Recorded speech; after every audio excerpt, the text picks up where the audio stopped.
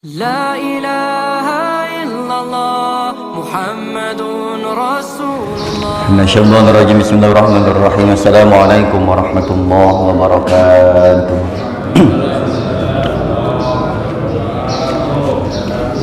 الحمد لله الذي جعلنا من الناصرين وأفهمنا من علوم العلماء الراسخين، والصلاة والسلام على من نسخ دينه أديان الكفرة والطاغين وعلى آله وأصحابه الذين كانوا يتمسكوا شريعته صالحين. أما بعد، قال الله تعالى في كتابه الكريم وهو أصدق القائلين: أعوذ بالله السميع العليم من الشيطان الرجيم. بسم الله الرحمن الرحيم. فأنكحوا الأيام منكم والصالحين من عبادكم وإمائكم إن يكونوا فقراء يغنيهم الله من فضله والله واسع عليم. وقال النبي صلى الله عليه وسلم: an-nikahu sunnati faman raghiba an sunnati falaysa minni. Maka Nabi sallallahu alaihi wasallam ayat man istata'a minkumul ba'a falyatazawwaj fa innahu aghaddu lil basar wa ahsanu lil farj wa man lam yastati' fa alayhi bis-shawm fa innahu lahu wija'. Sadaqallahul azim wa sadaqa rasuluhu nabiyul habibul karim wa nahnu ala dzalika minasyahidin wasyakirin walhamdulillahi rabbil alamin. Puji serta syukur kita panjatkan kehadiran Allah Subhanahu wa taala. Seraya mengucap alhamdulillahi rabbil alamin. Karena pujian yang sesungguhnya bukan hanya mengucap alhamdulillah dalam mulut kita, tapi juga mengamalkan apa yang Allah perintahkan dan memanfaatkan nikmat yang Allah berikan, yang Allah amanahkan kepada kita di jalan Allah Subhanahu wa taala. Salawat salam semoga senantiasa Allah limpah curahkan kariban baginda insan pilihan Nabi Muhammad sallallahu alaihi wasallam. Bagi hari ini untuk menyegarkan taklim kita, kitab Adabun Nikah, yaitu kitab adab nikah dan juga panduan-panduan dalam memilih pasangan. Qala Allah ta'ala: wa ankihul ayyama minkum was-solihina min ibadikum wa imaikum in yakunu fuqara yughnihimullahu min fadlihi wallahu wasi'un 'alim. Allah berfirman dalam Al-Qur'an surah An-Nur ayat 32, wa ankihul ayyama minkum, dan nikahkanlah. Bahasa Allah adalah nikahkanlah, bukan nikahilah. Jangan disalahartikan. Dan nikahkanlah orang-orang bujang, baik laki-laki maupun perempuan di antara kalian, disuruh menikahkan. Wassolihina min ibadikum, dan orang-orang solih min ibadikum dari hamba-hambamu. Wa imaikum, dan yang perempuannya. Kalau zaman dulu ada budak dalam penanggungan kita, sekarang bisa jadi adalah penjabarannya adalah asisten rumah tangga dan para asisten-asisten yang lainnya, sekiranya masih ada di sekitar kita yang mana masih membujang, masih single, maka wa ankihu, dan nikahkanlah mereka. Jaminan Allah Subhanahu wa taala adalah iyakunu fuqara, kalau mereka itu fakir, jangan khawatir, yughnihimullah, Allah akan mengkayakan mereka, mencukupi mereka, min fadlih, dari karunia-Nya. Jadi kalau setelah nikah, biasanya orang itu berpikir bahwa saya akan menikah setelah saya mapan. Justru menikah dulu baru mapan. Kalau nunggu mapannya, ya dari sekian banyak orang, mungkin diantaranya kita itu belum mapan-mapan sebelum menikah. Ada orang yang pengen punya rumah dahulu, pertama pengen punya kerjaan. Saya pengen kerja dulu baru siap menikah. Setelah bekerja, saya pengen punya rumah dulu baru siap menikah. Saya pengen punya kendaraan dulu baru menikah. saya pengen membahagiakan orang tua dahulu baru menikah. Nanti ujung-ujungnya nggak sampai-sampai. Kalau kita mau memegang perintah Allah Subhanahu wa Ta'ala ini, maka tidak menunggu kesiapan dalam arti materi. Rasul kan menyampaikan begini dalam hadisnya, ya ma'syarus syabab man istata'a minkumul ba'a fal yatazawwaj. Wahai para pemuda-pemudi sekalian, man istata'a minkumul ba'a fal yatazawwaj. Kalau kalian sudah cukup bekalnya, usianya sudah masuk, dan juga minimal sudah ada bekalnya, nggak harus cukup. Di sini ba'ah ini adalah perbekalan yang belum bisa dibilang mapan, belum. Maka Rasul sampaikan faliyatazawwaj, maka hendaklah menikah. Fa innahu aghaddu lil basar wa ahsanu lil farji. Karena dengan memiliki pasangan ini akan membuat kita bisa mampu menahan pandangan kita dan mampu menjaga kemaluan. Nah, kalau memang belum saatnya, belum waktunya, belum mampu, maka solusi yang kedua Rasulullah tawarkan, wa man lam yastati, kalau belum mampu maka fa'alaihi bisawm, banyak-banyak puasa. Yang tidak punya pasangan, banyak-banyakin puasanya. Yang masih sendirian, banyakin puasanya. Langkah kedua untuk menekan hawa nafsu ini adalah dengan menikah. Fa'innahu lahu wija, karena puasa itu mampu menjadi tameng yang mampu mengendalikan syahwat kita.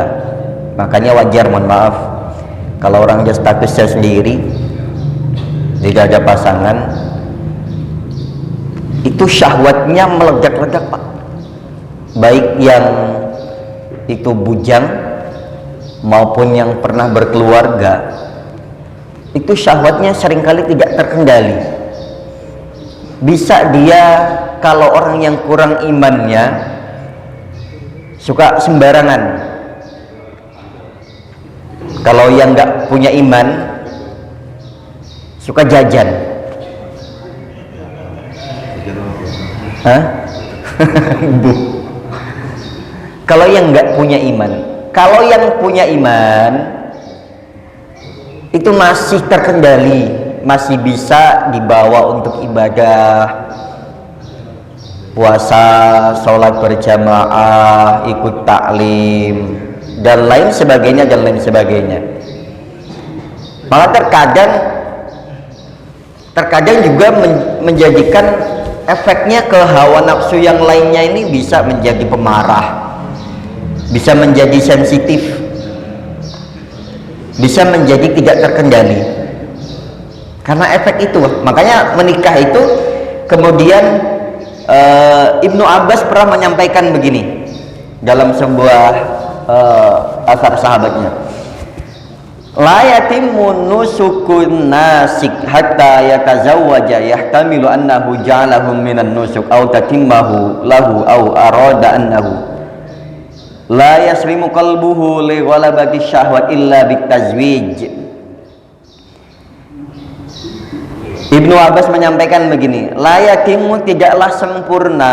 Apa yang tidak sempurna? Nusukun nasik, ibadahnya orang yang beribadah, hatta yatazawwaj, sehingga dia menikah. Jadi ibadah kita semuanya tidak akan sempurna sampai kita menikah. Ini Ibnu Abbas menyampaikan, yahtamilu annahu, karena di dalamnya yahtamilu annahu ja'alahu minan nusuk au tatimmahu, karena menikah itu akan menyempurnakan separuh dari agamanya. Au arada annahu la yaslim qalbuhu, karena kalau belum menikah, satu, la yaslimu qalbuhu li ghalabati syahwat, hatinya ini akan dikuasai oleh syahwat dan akan dikalahkan oleh syahwatnya. Ibadahnya jadi nggak sempurna, karena kalau lagi sholat atau ibadah yang lainnya kalau dibarengi dengan syahwat-syahwat yang menguasai kita, maka sholatnya jelas nggak akan khusyuk, ibadah yang lainnya juga nggak bisa serius. Nah, cara untuk mengendalikan syahwat ini yang pastinya adalah Ibnu Abbas menyampaikan ditazwij, dengan menikah. Kalau belum mampu, belum ada pasangannya, ya puasa. Ini begitu. Wala yatimun nusu illa bi faragil qalbi. Dan tidaklah sempurna ibadah seseorang illa bi faragil qalbi, kecuali hatinya sudah paripurna, Pak. Kalau hatinya masih diliputi dengan syahwat, dengan keinginan-keinginan yang bertolak belakang dengan syariat misalkan, atau dia dengan jalan untuk menikah atau dengan puasa, syahwat ini belum bisa dikendalikan, maka sudah pasti hatinya juga tidak akan paripurna, nggak akan sempurna. Tadi ibadahnya, hati itu bisa dikalahkan oleh syahwat, syahwat dikalahkan dengan menikah, dan ibadah tidak akan sempurna sampai hati kita benar-benar mampu menjadi paripurna, bebas dari syahwat. Nah, kalau ibadah yang sholat katakanlah masih kepikiran atau masih dikuasai syahwatnya, hawa nafsunya, maka yakin sholatnya nggak akan bisa sempurna. Wala yatimun nusuk illa bi faragil qalbi, dan tidaklah sempurna ibadah seseorang kecuali hatinya sudah paripurna. Hati kita sudah benar-benar bersih, bersih dari macam-macam. Yang pertama, bersih dari syahwat-syahwat duniawi, bersih dari riya, bersih dari ujub, bersih dari hal-hal yang mengotori hati kita. Terlebih kalau kita urusannya dengan Allah Subhanahu wa Ta'ala, jangan pernah punya prasangka-prasangka yang enggak sama Allah. Hati-hati. Allah ini kan menyampaikan begitu, bahwasanya ana inda dzanni abdi bi, saya sesuai dengan prasangka hambaku. Jadi jangan pernah sedetik pun memiliki prasangka tidak baik dengan Allah Subhanahu wa Ta'ala. Pokoknya selalu bersekutu dengan Allah. Bagaimana citami ilmanuhu lima adraku wa yaqulu in aratumun nikah ankahtum fa innal abda idza zana nuzi'al iman min qalbihi. Nah, bagi seseorang yang memiliki putra maupun putri yang sudah cukup usianya, sekolahnya sudah, pendidikannya sudah diselesaikan dengan baik, ngajinya sudah, bekalnya sudah cukup, atau sekurang-kurangnya kalau sekarang kita, untuk pemahaman kita yang hidup di lingkungan, ya katakanlah di kota ya, maka anak ini sudah lulus sekolah, sudah bekerja, minimal patokannya itu, dan sudah pernah ngaji, minimalnya sudah pernah lah. Syukur-syukur masih aktif ngaji terus, alhamdulillah. Nah, kalau sudah sekolahnya selesai, kemudian usianya sudah cukup, kemudian sudah bekerja, Ibnu Abbas menyampaikan begini, tawarkanlah kepada mereka, in aradtumun nikah ankahtum, kalau mereka sudah siap atau sudah masuk usia cukup, dengan pertimbangan-pertimbangan yang lainnya sudah cukup, tawarkan kepada mereka, in aradtumun nikah, kalau mereka pengen nikah, ankahtukum, maka saya nikahkan gitu. Sebagai wali kita, sebagai orang tua harus siap. Nak, gimana kamu, sudah siap belum? Sudah ada orang yang siap melamar kamu belum? Atau kalau yang cowok, kamu sudah siapkah menghitbah calon kamu? Jangan sampai kemudian kitanya nggak perhatian ke arah situ. Fa innal abda idza zana, kemudian kalau sampai naudzubillah jatuh kepada perzinahan, apalagi sekarang Pak, jangankan apa namanya, yang sering ketemu dengan pasangannya, kalau katakanlah bahasa umumnya orang-orang pacar lah ya, ini kalau sampai pada zina idza zana fa innal abda idza zana, ketika seseorang itu jatuh kepada zina, nuzi al iman min qalbihi, maka Allah akan cabut iman itu dari hatinya. Naudzubillah min dzalik. Ini kita yang harus protek dengan anak-anak kita, dengan orang-orang yang di bawah tanggung jawab kita. Jangan sampai pergaulan mereka kemudian begitu bebasnya, jangankan yang kita awasi saja kita gampang kecolongan. Ini maaf, ini yang baru-baru viral ini, yang di Rancabungur Bogor gini nih, baru menikah sehari, si istrinya pergi, katanya COD-an beli makanan, tapi berhari-hari nggak pulang-pulang. COD-an berhari-hari nggak pulang-pulang, rupanya nemuin mantannya, dan lebih memilih mantannya ketimbang suaminya yang baru saja dinikahinya. Ini kan nggak benar. Mungkin karena pernikahannya karena dipaksa. Makanya orang tua dianjurkan begini, nah in aradtumun nikah ankahtum, kalau kamu sudah siap, kamu kan udah lulus sekolah, udah kerja, usia kamu juga udah cukup, ankahtukum, akan ayah nikahkan kamu dengan pilihan kamu, bukan pilihan ayah ya, pilihan kamu. Jangan sampai anak nikah dengan pilihan orang tuanya semata-mata anak ini ya cuma nurut aja, atau wes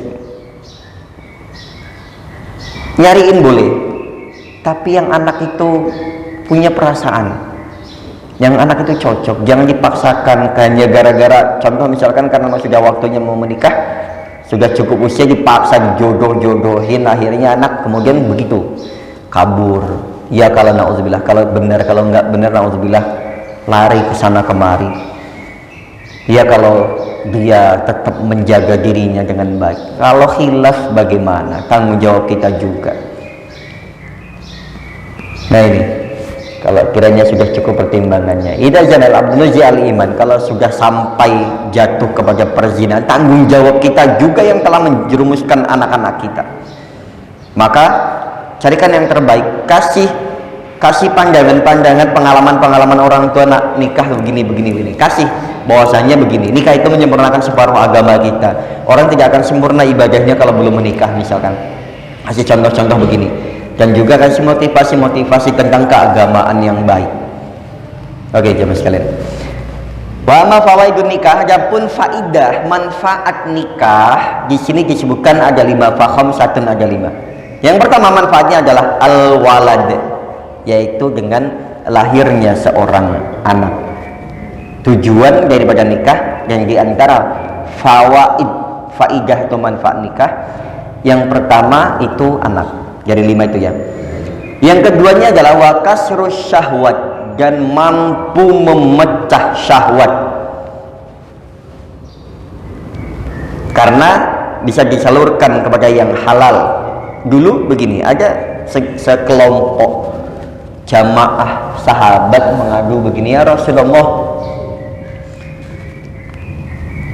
kami ini orang-orang yang mohon maaf tidak mampu lah secara ekonomi, kami ini lemah ekonomi, kami ini yang enggak dihitung hasad, iri, dengki enggak, cuma kok enak ya jadi orang kaya. Enaknya gimana? Beliau nanya begitu. Yang mereka sholat sama dengan kami jamaah, mereka bisa puasa sama dengan kami, amalan-amalan mereka sama dengan kita semuanya. Dan satu kelebihan mereka, mereka bisa infak, bisa sedekah, bisa menggunakan harta mereka untuk ibadah, sedangkan kami nggak bisa. Loh kenapa nggak bisa? Wong tasbih kan juga sedekah, tahlil, tahmid dan semacamnya kan juga sedekah. Jadi kalian sama, mau yang kaya mau yang miskin. Enggak ya Rasul, mereka enggak gitu. Mereka enggak begitu, mereka kan punya kelebihan harta, kami enggak. Ya kalau memang lemah ekonomi, banyakin zikirnya, banyakin wiridnya, itu nanti akan sebanding dengan orang-orang kaya. Kalau sudah lemah ekonomi, sudah nggak produktif, nggak ahli wirid, nggak ahli zikir, ya wes berarti fakir lahir batin.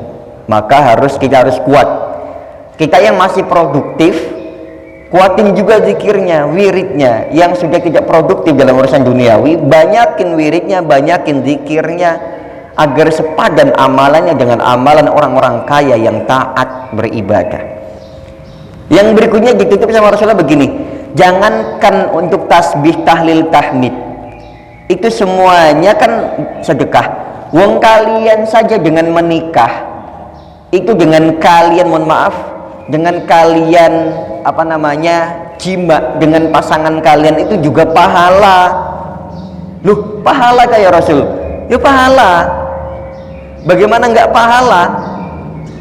Wong kalau kalian, naudzubillah min dzalik, kalian zina, itu kan dosa. Wong itu barang haram, barang halalnya juga berpahala.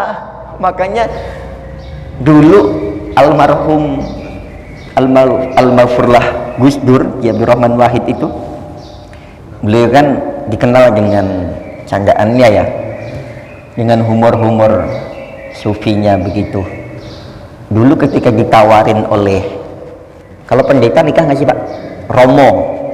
Kalau pendeta masih nikah, karena pendeta itu Katolik. Kalau Romo, pendeta itu Kristen Protestan. Kalau Romo itu Katolik, kan nggak menikah. Romo, terus yang perempuan-perempuan itu biarawati, bukan ya? Romo kan nggak nikah. Yang perempuan itu, suster, itu kan nggak nikah. Dulu Romo itu menawarkan begini sama Gus Dur. Gus Dur, doyan daging babi nggak? Oh ya, enggak dong. Kata Romo, itu daging paling enak di dunia. Oh gitu ya? Iya. Selama yang kami konsumsi di antara daging-daging yang lainnya, sapi, kambing dan lain sebagainya, daging babi ini paling enak. Oh maaf, kami enggak. Wah rugi. Kemudian pas ketika entah turun dari pesawat atau dari mana, alam agak-agak lupa ceritanya. Terus Gus Dur ini bilang sama Romo, ketika Gus Dur ini istrinya dampingin, mana istriku ini? Romo, istrinya mana?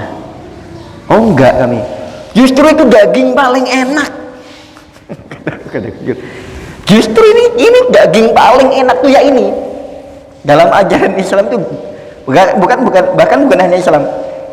Ini justru daging paling enak tuh ya ini gitu. Gantian maksudnya, kata di Romo bilang daging babi itu paling enak, Gus Dur bilangnya istri ini adalah daging paling enak. Rugi sampean nggak ikut nikmatin. Nah bahasanya gitu. Nah ini humor-humornya Gus Dur. Oke lanjut ya.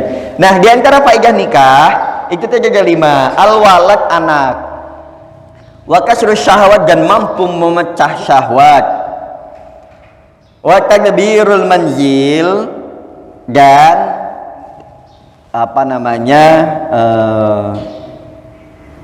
tempat tinggal ya, lebih kepada tempat tinggal yang berkah. Dengan adanya istri, kita akan mikir bahwa kita harus punya tempat tinggal.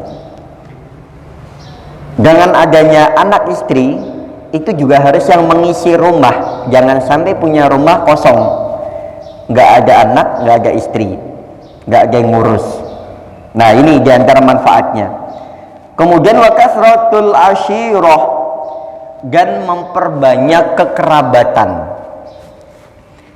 Punya besan, punya mantu, saudara-saudaranya besan, teman-temannya mantu, kemudian jadi kerabat semuanya. Berarti makin banyak menikah, makin sering menikah, makin banyak kerabatnya. Kalau hitungannya bagus, bagus Pak. Kalau hitungannya manfaat berarti bagus. Berarti semakin banyak anak, makin nanti banyak besan-besannya, banyak mantu-mantunya. Makanya Islam kan Rasul mengajarkan begitu. Dan nanti di bab berikutnya diantaranya wanita yang dipilih adalah wanita yang produktif, wanita yang gampang hamil. Makanya kalau bisa jangan dibatasin Pak. Kalau bisa jangan dibatasin anak cuma 2. Ini programnya bukan program Islam. Kita udah terlanjur, yang udah terlanjur nggak apa-apa lah. Nanti anak cucunya suruh banyakin anak. Kita udah terlanjur ikut programnya pemerintah dengan KB, itu bukan program Islam itu. Justru orang-orang yang bukan negara Islam malah banyak anaknya. Lihat tuh Cina dan negara-negara lainnya, wah, anaknya banyak-banyak. Tapi memang dijamin negara juga. Kita memang negara nggak ngejamin. Negara kaya tapi rakyatnya nggak dijamin. Nggak tahu salah urus atau gimana, nggak ngerti. Tapi programnya Islam adalah Rasul menyampaikan, nikahilah orang yang perempuan yang banyak anaknya, yang gampang hamil. Karena nanti saya akan berbangga-banggaan di ketika nanti di hadapan Allah para nabi itu. Ini nabi-nabi semuanya, umatnya paling banyak ini umatnya siapa? Nabi Muhammad nanti akan begini loh, umat saya paling banyak dia dari dan diantara umat-umat nabi-nabi yang lainnya. Rasul begitu sampai bilang begitu. Saya akan berbangga-banggaan, akan saya banggakan kalian semuanya nanti di hadapan Allah. Ini loh ya Allah, ini umat saya. Bahkan umat yang tidak pernah melihat saya tapi beriman kepada Allah dan beriman kepada saya. Mereka ya Allah, anaknya banyak, cucunya banyak, keluarga besar. Satu keluarga aja bisa puluhan, bisa ratusan. Jadi motivasi Pak, tambah lagi. Kalau nggak bisa nambah anak, nambah ibu. Boleh Pak. Kenapa nggak boleh? Kalau nggak bisa nambah ibu, nambah cucu. Rasul begitu kan, kasratul asyirah, menambah banyak kekerabatan. Banyakin, jangan cuma 2 itu bukan programnya Islam, programnya Rasul, programnya Allah, programnya Rasul. Itu banyakin. Ya tetap harus dengan pertimbangan. Jangan main brojol terus, nggak ada pertimbangannya, akhirnya kalang kabut juga. Anak banyak, kerjaan nggak punya, penghasilan nggak ada, wes anak akhirnya terlantar. Ya jangan juga, tetap dengan pertimbangan. Nih kalau anak 3 saya masih kuat lah, masih muda, masih punya gaji, yuk bismillah sekolah semuanya. Walaupun kalau memang mau yakin-yakinan dijamin sama orang, tapi jangan nekat-nekatan. Yakin boleh, harus, tapi jangan nekat. Nanti udah usia udah tua, anak lahir terus, akhirnya apa, bapaknya udah sakit-sakitan, anak gak keurus, repot nantinya. Dan jangan ngerepotin orang juga. Nah ini kalau bisa dengan pertimbangan, tapi jangan 2. Nanti biar dibanggain sama Rasul, nih ya Allah, ini si fulan anaknya banyak, cucunya banyak, taat ahli ibadah, ahli masjid. Bapaknya ngurus masjid, anaknya ikut rajin ke masjid, cucunya ngaji di masjid, rajin ke masjid semuanya. Ya Allah, ini umatku semuanya. Seneng gak tuh dibanggain? Wong kita aja kalau lagi diajak temen, nih loh Pak, ini teman saya, Pak ini keluarga saya, Pak ini jadi saya jadi keinget dulu pernah sowan ke kiai, saya lupa ngenalin keluarga saya. Karena adab santri itu kalau nggak ditanya nggak jawab, nggak ngomong. Jadi saya sempat ditegur dulu, mohon maaf, saya bilang dulu saya ngajak mertua ke pesantren, saya nggak ngenalin kalau ini mertua. Akhirnya pas pulang bilang, kok kan manggil kok nggak ngenalin ke kiai sih kalau kita mertua, keluarga mertua. Mohon maaf, bukan kenapa, santri itu adabnya sama kiainya kalau nggak ditanya nggak jawab. Jadi yang ditanya yang saya jawab. Kalau memang kiainya nggak nanya, ya saya nggak bilang bahwa ini mertua saya, walaupun memang mohon maaf bisa bilang mohon maaf, tapi saya nggak sampai ke arah sana karena saya khawatir saya mendahului ucapan dawuhnya kiai, saya khawatir lancang. Disitulah adabnya santri itu begitu, ketika kita diajak bicara dengerin, bahkan kalau nggak ditanya nggak ngomong. Saya lupa ngenalinya ya, saya mohon maaf. Nah itulah. Oke, yang terakhir ya, udah mau isyara ya. Karena ini masih banyak babnya. Ada yang mayura'i min ahwalil mar'ah, ada kriteria perempuan dan pasangan yang harus dipilih yang bagaimana, nanti ada pertemuan berikutnya. Ini yang berikutnya berkait dengan fawaidun nikah, manfaat-manfaat nikah, yaitu tadi kasratul asyirah, memperbanyak persaudaraan, memperbanyak kekerabatan. Yang berikutnya adalah wa mujahadatin nafsi bil qiyami bihinna, dan semangat teguh membangun kekeluargaan, membangun rumah tangga, dan semangat menciptakan rumah tangga yang islami. Tuh Pak,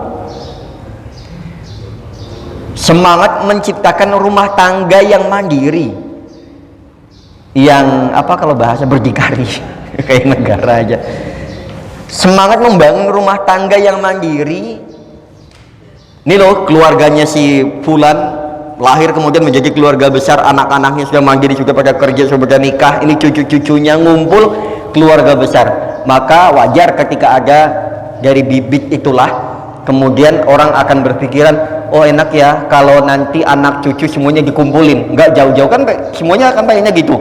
Kalau bisa tuh anak cucu nggak usah jauh-jauh, kalaupun berumah-rumah ya masih sekomplek lah, masih dekat-dekatan sini lah, nggak usah jauh-jauh. Kalau bisa malah punya rumah besar, dikumpulin anak cucu cicitnya di situ semuanya. Karena orang tua nggak ikhlas rasanya kalau anak itu terlalu jauh, walaupun di sana juga mereka mapan. Tapi kalau kejauhan rasanya nggak enak, mujar-mujar ngerasain ya Pak.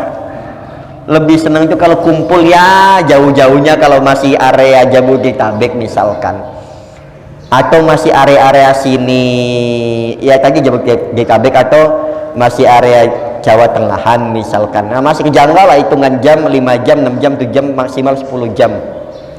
Itu. Tapi kalau rasanya kalau sejauh ya perlu nggak apa-apa. Tapi kalau kejauhan rasanya kok pertimbangannya, kalau ke sana naik pesawatnya sudah kehitung, apalagi kalau musim liburan atau musim hari besar.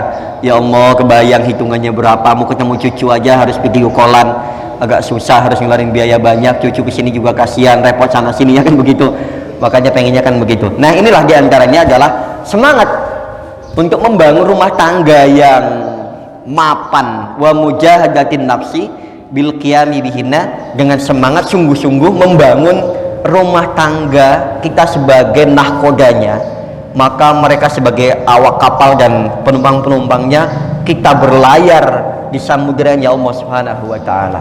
Ini jamaah sekalian, kira-kira pagi hari ini tadi yang terakhir sebagai notulennya untuk manfaat faedah nikahnya, yaitu menghasilkan keturunan, memecah syahwat, dan memiliki tempat tinggal, ya kurang lebih ya begitu, tempat tinggal yang berkah, kemudian banyak kekerabatan, besan dan lain sebagainya, kemudian semangat membangun rumah tangga yang agamis, yang diridhoi oleh Allah Subhanahu wa taala. Itu saja pagi hari ini berkaitan dengan adab nikah dan juga faidah manfaat-manfaat nikah, masih dalam kitab Mau'izatul Mukminin. Kurang lebih mohon maaf pada jamaah, saya mohon maaf pada Allah, kita beristighfar. Dan Pak, sarapan udah siap? Udah. Jamaah mohon tidak bubar ya Pak. Mau sholat isyraq dulu atau sarapan dulu, monggo. Sarapannya udah siap, keburu dingin, kami persilakan pada jamaah. Atau ada yang mau nanya atau cukup ya? Baik. Ya, monggo. Waalaikumsalam warahmatullahi wabarakatuh. Monggo Ji. Iya. Tadi perihal ini saya mau tanya soal urutan daripada untuk menikahi anak. Tadi Pak Ustadz bilang memilih sendiri, otomatis dia berpacaran sendiri, artinya dibolehkan dia berpacaran. Jadi ini apa urutannya yang sebenarnya secara Islamiah, yang mungkin tadi disebutkan anak lah yang harus memilih gitu. Apakah kita sebagai orang tua tidak mencarikan sebaiknya yang cocok cocok. Iya, betul. Persyaratannya sudah ada. Betul. Jadi urutan-urutan apa urutannya, misalnya ta'aruf, perkenalan sampai mana. Oke. Kalau berkaitan dengan urutan ya, ini kan masalah jodoh ya. Kalau jodoh itu rahasia Allah, berarti urutannya dari Allah langsung. Maka yang pertama yang harus kiat-kiatnya, bukan urutan sih sebenarnya, kiat-kiatnya adalah Allah menyampaikan tadi, wa ankihul ayama minkum wassolihin min ibadikum wa imaikum iyakunu fuqara yughnihimullahu min fadlihi. Yang pertama adalah kita melihat berdasarkan hadis Rasul bahwasanya pertama dari sisi ba'ah. Sisi ba'ah itu dilihat dari kemampuan, perbekalan, usia, dan perbekalan untuk menuju ke jenjang pernikahan. Kalau sekiranya anak sudah dirasa sudah cukup, maka kita mengacu kepada ayat tadi An-Nur 32, wa angkihu, dan ditawarkan menikah. Dari tawarkan menikah itu, kalau misalkan dia belum ada, maka kita boleh menawarkan dengan apakah nanti ayah carikan dengan kriteria yang sesuai dengan menurut ayah, mengacu kepada hadis maupun ayat yang pilihan diantaranya adalah kriteria 4 seorang perempuan misalkan. Ini yang pertama adalah li jamaliha wali hasabiha wali nasabiha wali diniha. Seenggak-enggaknya sekurang-kurangnya ada 4 kriteria perempuan yang harus kamu nikahi. Diantaranya adalah cantiknya, kayaknya, status sosialnya, dan juga agamanya. Tapi yang dipilih adalah barang siapa yang memilih karena agamanya, maka taribat yadak, kamu akan bergelimang keberkahan. Kasih pandangan-pandangan keislaman tentang anak berkaitan dengan jodoh. Nah, nih pilihannya. Silahkan kamu memilih sendiri atau ayah pilihin, ayah carikan sesuai dengan kriteria agama. Kriteria agama. Kalau sudah siap, ta'arufkan. Kalau sudah ta'arufkan, kemudian dikhidbahkan, baru ke jenjang itu. Tapi dengan pertimbangan si anak itu sudah sesuai dengan yang Rasul sampaikan, manistato'a minkumul ba'ah. Ba'ah ini bekalnya bisa usia, bisa pekerjaan, bisa persiapan lahir batinnya. Ya, nanti dengan mengacu kepada ayat dan juga hadis itu, maka kita akan paham urut-urutannya tadi berdasarkan ba'ahnya, dan juga dikasih pengertian-pengertian tentang keagamaan, tentang pernikahan, ya parenting, tentang masalah pernikahan, dan juga pengalaman-pengalaman nikah ini juga sampaikan kepada anak-anak bahwasanya ini manfaat nikah juga dijelaskan. Manfaat nikah tadi diantaranya ada 5 itu, nanti dijelaskan. Nah, nikah itu begini, kasih motivasi. Nikah itu manfaatnya begini, begini, begini, begini, begini. Kamu kapan? Ayo, kalau udah siap, ayah antarkan, ayah nikahkan, ayah siap jadi walinya sesuai dengan perintah Allah, wa ankihul ayama minkum. Itu adalah yang paling utama, adalah itu adalah perintah Allah. Jadi nggak pakai pacaran-pacaran? Nggak ada. Ya bahasa tadi intinya, maksudnya dalam arti jangan sampai jatuh kepada perzinahan, gitu aja, menghindari itu. Itu aja sama sekalian, cukup ya pagi hari ini. Kita lanjutkan dengan sarapan. Mau nambahin? Itu cukup. Kita menjaga kehormatan subhanakallahumma rabbana wa bihamdika asyhadu an la ilaha illa anta astaghfiruka wa atubu ilaik. Taufiq hidayah wa ridha wal hidayah. Assalamualaikum warahmatullahi wabarakatuh.